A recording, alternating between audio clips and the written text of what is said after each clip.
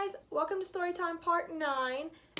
We're almost halfway through with the book. We'll start in chapter 25 today, and there's 50-something chapters, so 25 is about in the middle. Before I get started, though, I do want to say that we just found out we're not going back to school at all this year. So the next time I see you guys, you will be 5th graders, and that blows my mind. We've had a really great year, I think, together, and as my first class, that's been my official first 3 classes. I just want you guys to know how special you are to me and how much fun I had being your teacher this year. I hope that you enjoyed your 4th grade experience and that you will also enjoy your 5th grade experience. But with that being said, because I will cry if I keep talking, let's get started reading Escape from Mr. Lemoncello's Library. So last time we read, they were working on a puzzle. They got their super duper bonus clue, and they were working on a puzzle. But we eliminated somebody, Bridget. We eliminated Bridget. She used her extreme challenge, and she could not do it. So now we're going to see what happens next. Chapter 25. Akimi grabbed the door handle to the young adult room. It's locked. Here, said Sierra. Use my library card. Huh? Said Akimi. Your books on the back are different too. I think they all are. I got the Egypt game and the Westing game. 2 books about games, said Kyle. Sweet. Akimi slipped Sierra's card into a reader slot above the doorknob. The door clicked. Kyle pushed it open. The walls of the young adult room were painted purple and yellow. There were swirly zebra print rugs on the floor and a lumpy cluster of beanbag chairs. A couple of sofas were designed to look like Scrabble trays with loader square pillows. Akimi nudged Kyle in the ribs. Check it out. In the far corner stood a carnival ticket booth with mechanical dummy seated inside. A fun and games banner hung off the booth's striped roof. The dummy inside the glass booth, he looked like Mr. Lemoncello. He wasn't wearing a turban, but the Mr. Lemoncello mannequin reminded Kyle of the Zoltar Speaks fortune teller booths he had seen in video game arcades. That's not really him, is it? Said Akimi, who was right behind Kyle. No, it's a mechanical doll. The frozen automaton was dressed in a black top hat and a bright red ringmaster jacket.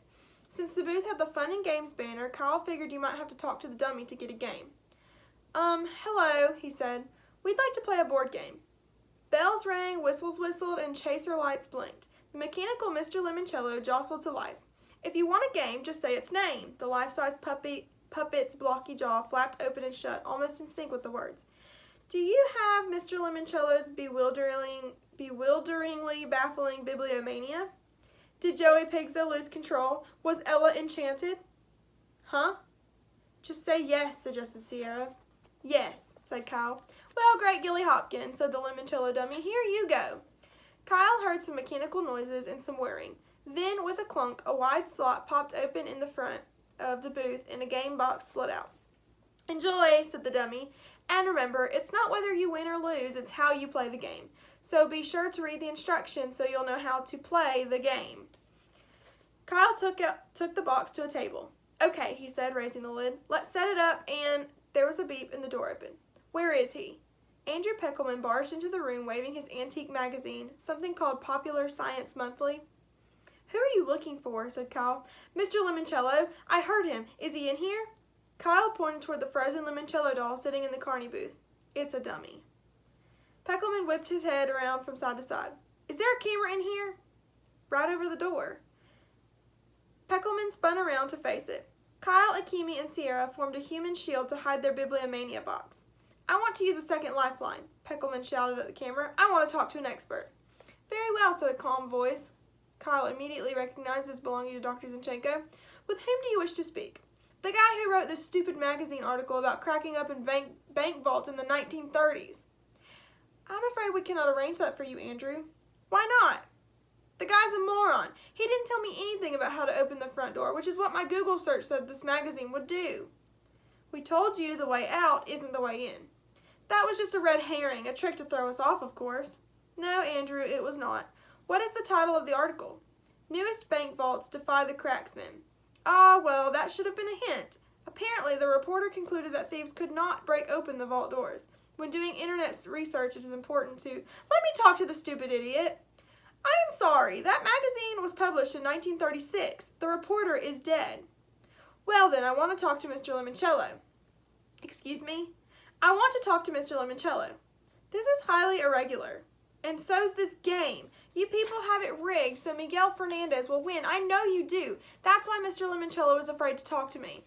Kyle heard the carnival booth dummy clatter back to life. Hello, Andrew. How may I help you?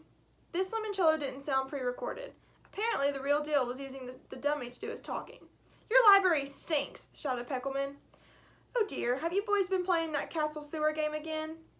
No, but this stupid article should have given me the stupid answer, but the stupid writer didn't write what he should have written. I see. And can you rephrase that in the form of a question? How many can I ask you? Just one, and then we're done. Okay, you're the expert on this stupid new library game, so where's your favorite contestant? Where's Miguel? Is that your final question? Yes. Assuming our video monitors are correct, Mr. Fernandez is on the other side of the third floor doing research in the art and artifacts room. Thanks. Andrew bolted out the door. The Lemoncello puppet bucked and drooped into its off mode. Kyle sprang up from the table. Come on, he said to Akemi and Sierra. Akemi sighed. Now where are we going? To make sure Peckelman doesn't do something stupid that gets Miguel kicked out of the game. And why would we do that? Because Miguel's our friend. Akemi glanced at her floor plan. The art and artifacts room is on the other side of the circle. Sierra, stay here and guard the game box. Come on, Akemi. Kyle and Akemi looped around the third floor balcony to the other side. Kyle glanced at his watch. It was almost 3 p.m. They really needed to start focusing on the game and not all this other monkey junk. As they neared the art and artifacts room, there was a shout and the door flew open. Andrew Peckelman came running out. Behind him were a woman with the head and tail of a lioness and a pharaoh in a cobra headpiece. The pharaoh stops. May onions grow in your earwax, and a series of holographic hieroglyphs dance across the air. Andrew Peckelman raced to a staircase, grabbed both handrails, and hurried down to the second floor. The Egyptians vanished. Kyle and Akemi entered the arts and artifacts room and found Miguel seated at a desk with what looked like blueprints. You okay? Asked Kyle. Yeah, man, I'm fine. Thanks. Those guys chasing Andrew, where'd they come from? Holograms from the giant Lego Sphinx and Pyramid exhibit. So why'd they turn on Andrew? Asked Akemi. I don't know. 1 minute he's yelling at me. The next, the Pharaoh and Sekhmet are yelling at him. Sekh who? Said Kyle. Sekhmet, said Akemi, the Egyptian lion goddess and warrior. Haven't you read The Red Pyramid by Rick Riordan? It's on my list, said Kyle. Or it would be. He definitely needed to start a reading list soon so he could catch up with everybody else. I bet the security guards in the control room fired up the Egyptian holograms when they saw Andrew going berserk in here, said Akemi. Good, said Miguel. A library is supposed to be a place for peaceful contemplation. That was when Sierra Russell rushed into the room. You guys, right after you left, the Mr.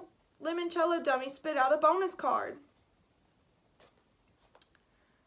Rick Riordan is the guy who wrote Percy Jackson. Just so you know. Chapter 26. Very clever, said Charles, pulling another silhouette card out of a book. This cover had been easy to find. It was the third book on the top shelf of the staff picks display. The image on the front was a bright yellow yield sign. The title, Universal Road Signs by renowned trafficologist Abigail Rose Painter. Charles had found the matching book in the 300 room on the second floor. The 300s were all about social sciences, including things like commerce, communications, and, ta-da, transportation. That's what the yield sign looks like. Which, I think it means like pedestrians are crossing, which means people are crossing the road. The image also fit nicely with the pictogram he had found in the 700 room in a book called The Umpire Strikes Back. That baseball book was the first cover on the second shelf in the display case and had given Charles a card with the classic pose of an umpire calling an out. Here's the umpire. Reading the images from left to right, then down, just like he read a book, Charles knew he was on the right track. The traffic sign book gave him walk, and the umpire book gave him out. Put the two picture words together, and he had walk out. Clearly, if he could find all 12 silhouettes, the staff picks display would tell him how to walk out of the library. Although he had absolutely no idea what the first image he had found, the quarterback tossing a pass, had to do with escaping the library. Not yet, anyway. 3 down, 9 to go, said Charles, winking up at the closest security camera. And, Mr. Lemoncello, if you're watching, may I just say that you are an extremely brilliant man? Charles had never sucked up to a video camera before. He figured it was worth a shot. Maybe Mr. Lemoncello would send him a bonus clue or something. Instead, when Charles stepped out of the 300s room, somebody sent him Andrew Peckelman. The goggle-eyed library geek was sputtering mad as he rushed down the steps and stomped around the second-floor balcony. Stupid library, stupid Lemoncello, stupid Sphinx and Sekhmet. Why so glum, Andrew? Charles called out. Because this game stinks. Mr. Lemoncello just sent a bunch of holograms hurling hieroglyphics after me. He could put somebody's eye out with those things. Really? With a hologram? Hey, they're made with lasers, aren't they? Indeed. Say, speaking of hieroglyphics, where might I find a book about picture languages? Why should I help you? Because Kyle Keeley is working with Akemi Hughes and Sierra Russell. I imagine it's only a matter of time before your friend Miguel Fernandez joins their team too. Miguel is not my friend. Besides, I'm better at navigating my way through a library than he'll ever be. I know, that's why I want you on my team. Really? Charles smiled. Kids like Andrew Peckelman were so easy to manipulate. Oh yes, work with me and I guarantee you the world will know that you should be the head library aide at Alexandriaville Middle School. The 400s, blurted Peckelman. Pardon? That's where you'll find books on hieroglyphics and all kinds of languages. If you want secret codes, those are in the 600s room. The 650s to be exact. Charles shot out his hand. Welcome to the team, Charles. Welcome to Team Charles, Andrew. The new teammate stepped into the 400s room. For some reason, it was pitch dark and smelled like pine trees. Bienvenida, bienvenue, Widami, Koa, Caribisha. I don't know what that says. Welcome, boomed a voice from the ceiling speakers. This is the 400s room, home of foreign languages. Here, Charles and Andrew, you can learn all about your American heritage. A bank of spotlights thumped on. Charles and Andrew were face to blank face with a row of 4 featureless mannequins. An overhead projector beamed a movie onto dummy number 2, turning it into a perky woman who looked like a flight attendant. Hello and welcome to your American heritage. I'm Debbie. Let's begin your voyage. That's okay, said Charles. We're rather busy. Let's begin your voyage, the mannequin repeated. Charles sighed. Obviously, there was no way to turn the silly display off. He might as well speed things along by telling the dummy what it wanted to hear. Fine, but can we go with the abridged version? We're kind of in a rush. Yeah, added Andrew. We have to escape before noon tomorrow. The woman whose body remained frozen while a movie made her face and costume spring to life reminded Charles of the graveyard statues from the Haunted Mansion ride at Disney World. While we research your family trees, she said, please enjoy the short and informative film. Is this part of the game? Andrew whispered to Charles. Possibly. Pay attention for any bonus clues. Okay, what do they look like? Who could ever say? A screen behind the life-size dummies leapt to life with all sorts of scratchy images of people huddled together on the deck of a boat near the Statue of Liberty. For decades, narrated the ceiling voice, public libraries have proudly served America's newest citizens, the immigrants who flock to these shores yearning for the freedom to build their own American dreams. Charles really wasn't interested in this kind of stuff. His ancestors were all Americans. The only language they spoke was English. Yes, the library is where many new arrivals journey first, to learn their new homeland's language, to keep in touch with the world they left behind, to search for the gainful employment that will make them productive residents of their newly adopted home. The movie dissolved into blackness. Thank you for your kind attention, chirped the cheerful Debbie. We have completed your American family tree. Let's meet your first American ancestors. 2 mannequins sprang to illuminated life, both of them dressed in traditional Thanksgiving pilgrim costumes. I know who they are already, said Charles. That's John Chiltington and his wife Eleanor. They came to Plymouth Colony on the Mayflower. Can we move on to Andrew's family, please? Of course, said Debbie. The mannequins quickly went through Andrew Peckelman's ancestry. Apparently the family name had originally been Pickleman because they made pickles. After a prolonged parade of pickle people, the dummies took on the guise of Andrew's most famous ancestor, a guy in horn-rimmed glasses and tweed sports coat named Peter Paul Peckelman. I appeared on the TV game show Concentration in 1968, he announced, and won a room full of furniture and wood paneling for my rumpus room. Charles smiled. He knew the TV game show Concentration was very similar to Mr. Lemoncello's phenomenal picture word puzzler, one of the games he had picked up at the toy store. Peter Paul Peckelman's claim to fame was further confirmation that piecing together the picture puzzle would show Charles how to escape from the library. He'd been right. The dummies had just given him a bonus clue. I love how his name is Peter Paul Peckelman. It's like the tongue twister. Peter Piper picked a peck of pickled peppers. Say that 6 times fast. Chapter 27. Excited by the sudden appearance of a second bonus card, Sierra read it out loud. 2 plus 2 can equal more than 4. Put 2 and 2 together and you'll be closer than before. Akimi raised her hand. Yes, said Sierra. You do realize that Miguel here isn't on our team. Oh, right, sorry. Miguel turned to Kyle. You guys are a team? Yep, you want to join? Maybe, not sure. Check back with me later, man. No problem, said Kyle. His fist thumped his chest. Miguel fist thumped his. They were flashing each other peace signs when Sierra said, I think it means we should all play together as a team. Remember what it says on the fountain down in the lobby? Knowledge not shared remains unknown. Maybe, said Miguel. Like I said, let me get back to you guys. I'm working on a few angles of my own, flying solo. Sure, no problem. Kyle was about to do the whole fist chest bump peace sign thing again when he had a brainstorm. Miguel, quick question. What's on your library card? Miguel shrugged. My name and the number 1. Anything else, like on the back? Nothing really, a couple of books. 2? Yeah. What are their titles? Miguel bit his lip. Don't want to say. Because you might think they might be clues? Not saying what I might or might not be thinking, bro. Kyle nodded. There are 2 different books on the back of everybody's library card, said Akimi, thinking out loud. Put 2 and 2 together and you'll be closer than before. The book titles are some sort of clue. My books are one, Akimi, Kyle shook his head, nodded toward Miguel. Right, sorry, my bad. Okay, Miguel, said Kyle. If and when you decide to team up with us, you can show us the 2 books on the back of your card. We'll all show you ours. We'll also split the prize 4 ways. Deal? Deal. Come on, guys, Kyle gestured toward the exit. Where are we going? Asked Sierra. Kyle dropped his voice. The Electronic Learning Center. You want to play video games? Said Akimi. Now? Seriously, Kyle, we may need to rethink your status as team captain. I don't want to play video games. I want to check out the discard pile. Huh? The cards the players who went home early dumped into that fishbowl. I'm coming with you guys, said Miguel. I've been thinking about those extra cards too. Fine, whatever, said Kyle. When they entered the game room, they saw Clarence, his arms folded across his chest, genie style. He was standing guard in front of the discard pile. May I help you? He asked. Yeah, said Kyle. We want to check out the cards in the bowl. Sorry, you can't have them, said Clarence. But Mr. Lemoncello, said Mr. Lemoncello, his face suddenly appearing on every video screen in the room, you can win them. Dressed in a polka-dotted bow tie and snazzy jacket like a game show host, Mr. Lemoncello had one arm resting on a slender plexiglass podium. Behind him, Dr. Zinchenko, all decked out in a sparkly red mini dress, looked like the models that point at prizes on TV. Are the 4 of you ready to play? Let's do a deal.